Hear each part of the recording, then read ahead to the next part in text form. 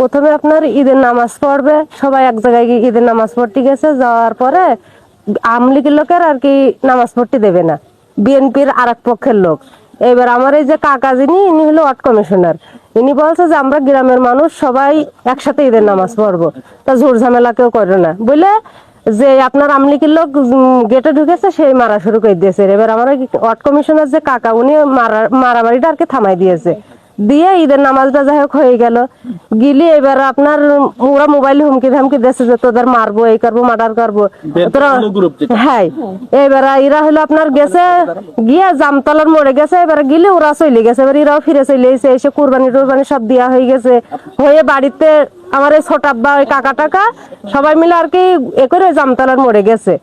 গিয়ে আপনার হলো এটা সন্ধ্যার একটুখানি আগে বাড়িতে গোসল টোসল করে গেছে, গিয়ে আপনার চা পান খাচ্ছে, সেখানে এসে মনে করেন ওয়ার্ড কমিশনারের মারতে গেছে। এবার উনি যাই হোক যে বোম মেরেছে, উনি দৌড় মেরেছে, যাই হোক উনি জাহানে বেঁচে গেছে। আর ইনি মনে করছে যে আমি নির্দোষ, আমি কি এ করেছি, ইনি আস্তে করে দৌড় মারতে গেছে, আর সেই বোম মারবে না ওনার গায়ে মেরেছে, মেরে মরে গেছে।